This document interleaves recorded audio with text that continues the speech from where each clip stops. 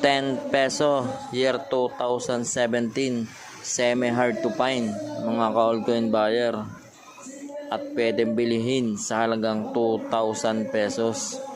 Pero bago po kayo mag-send ng kung ano-anong klaseng barya na year 2017, ay unawain nyo po muna kung ano po ang hinahanap ko na year 2017 at kung paano ko po ito bibilhin sa inyo mga ka-altcoin buyer.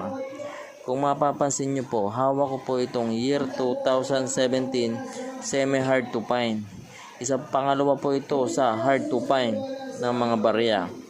Ang hard to find po na barya ay yung year 2007 at year 2009 sa 10 peso BSP series mga ka-altcoin buyer.